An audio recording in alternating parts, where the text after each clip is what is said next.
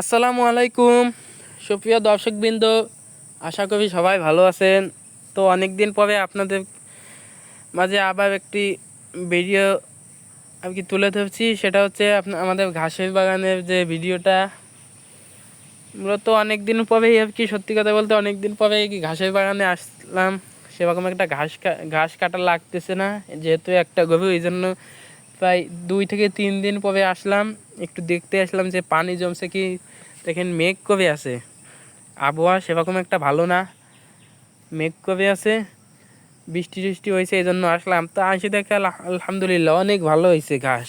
একবার কাটার পরে 8টা 10টা 12টা করে মনে করেন কোনো জায়গাতে ফোর্স আসছে, কোনো জায়গাতে মনে করেন 4টা 5টাও আছে, 5টা 6টার নিচে আল্লাহ রহমতে নাই। শুধু হচ্ছে এটা হচ্ছে মনে করেন আরও আগে হইতো। আমি তো ভুল করছি, বুঝি না, আমি ভাবছিলাম কি যে কাটলে মনে হয় গাছ মারা যাবে, কিন্তু আসলে না। এটা আর কি একটু মনে করেন সাইজ কাটার মতো হইলেই কাটতে হবে। সব গোড়া ধরে কেটে নিয়ে যেতে হবে, গোড়া পয়সা কাটতে হবে, একদম গোড়া থেকে কাটতে হবে, তাহলে মনে করেন ঘাসটা খুব সুন্দর হবে। তো এখানে দেখেন কতগুলো ফোসা হয়েছে। তো আল্লাহ করে এই জায়গাটা দেখেন, এগুলো অনেক হয়েছে। এ তো মনে করেন একটু বৃষ্টি পাইলে আমি যদি একটু সার দিতাম না, এতদিনে মাছ সমান হয়ে যেত। কিন্তু আমি তো একবার সার দিছি, পানিও এই মনে করেন বৃষ্টির পানি যেটুকু হচ্ছে এইটুকুন, এর বেশি সেরকম একটা না। ঘাস তো অনেক ঘন হয়ে গেছে, দেখতেই পাচ্ছেন আপনারা। এত সুন্দর ছিল না, শুধুমাত্র এটা হয়েছে কাটার কারণে। আমি টুকটাক কাটছি, আর হচ্ছে একটু মাঝে ওই একবার একটু সার দেওয়া হয়েছিল, তারপরের থেকেই আল্লাহ রহমতে একটু হচ্ছে। আর দানার গাছগুলো বেশি একটা হয়নি, কিন্তু এভাবে ফলনটা আগের থেকে একটু ভালো, কম সময়ের মধ্যে একটু হচ্ছে, এটা একটু ভালো। আর বোনা ঘাসের অবস্থা তো কি বলবো, এটা তো বলার মতো কিছু নাই। এত পরিমাণ হয়েছে, কেটে কেটে পাওয়া যাচ্ছে না। আর মনে করেন কাউকে যে ঢুকাই যে দেবো, মনে করেন বাঙালি আছে এরকম যে বসতে দিলে শুতে চাই।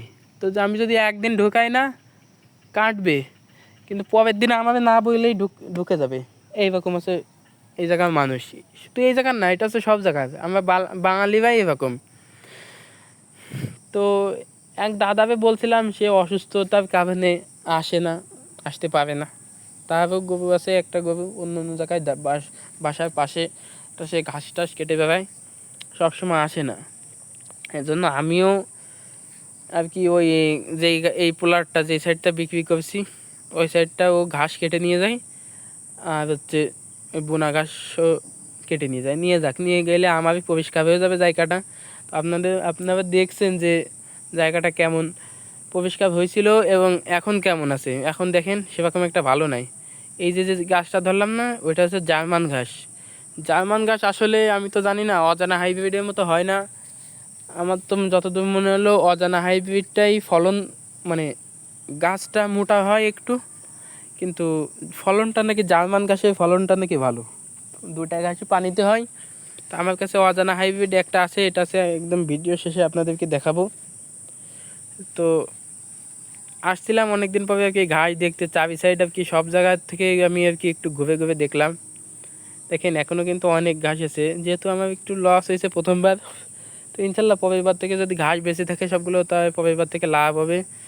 এখন দেখতেছি আমি এইখান থেকে মাঝে মাঝে মাঝে মাঝে একটা দেখা গেল যে যেটা একটু বয়স হয়ে গেছে ঘাসের, সেখান থেকে কেটে নিয়ে গেছি। তো এই জন্য আর কি ওইখান থেকে একটু ফল পেয়েছে, 4টা 5টা করেও আছে। তো এই ঘাস এখন কাটতেছে না, বুঝলাম না কেন। তারা হয়তো ভাবতেছে একটু বড় হোক তারপরে কেন, কিন্তু আমি বলে দিচ্ছি ভাই আমার মাটি কাটা লাগবে, শুক্রবার থেকে মাটি কাটবো, এর ভিতর থেকে তুমি কেটে নিয়ে যাবা, এই কথা বলে দিচ্ছি। কারণ মনে করবেন আমার তো আগে ঘাস বাঁচাইতে হবে, নইলে আমি এর পরের বার গরুকে খাওয়াবো কি, আর নাই আবার কাটিং পাবো কোথায়, আমি কোথার থেকে লাগাবো, অনেক সমস্যা, যার কারণে আমার আগে ঘাস বাঁচাতে হবে। এই জন্য আর কি এই যে মনে করেন সিরিজ গাছগুলোও কাটা লাগবে। তো এইগুলোও কাটার সময় পাচ্ছি না, মনে করেন এই শুধুমাত্র এই ঘাসটা কাটার জন্য। এই ঘাসটা বিক্রি করার একটাই হচ্ছে কারণ যে ওরা কেটে নিয়ে যাবে, এর মধ্যে আমি মাটিও কাটবো, সিরিজ গাছগুলোও কাটার চেষ্টা করব, কিন্তু কোনোটাই হচ্ছে না।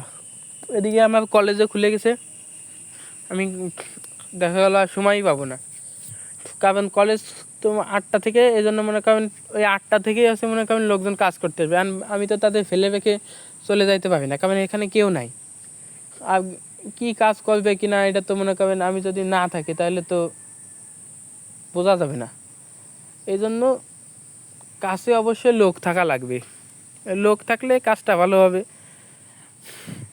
তো শিবিজ গাছটা এমনভাবে হয়েছে মনে করেন এই বৃষ্টির পানি আর এই যে গোড়ায় যে গোবর ফেলানো হয়, মূলত গোবর ফেলানো হয় যে হচ্ছে আর কি আপনার শুকানোর জন্য।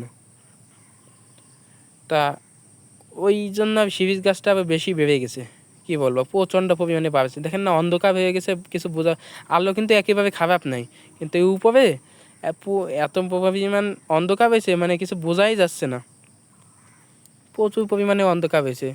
আর ঘাসের এই যে দানাগুলা পিঁপড়াও হয়েছে অনেক, ঘাসের থেকে কিছুতে দানা বেরিয়ে গেছে। তো মূলত বেশিরভাগই এই দানার ঘাসগুলো এরকম দানা বেরিয়ে যায়।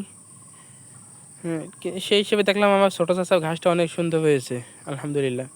তো আজকের ভিডিওটা এই পর্যন্তই। আসসালামু আলাইকুম ওয়া রাহমাতুল্লাহ।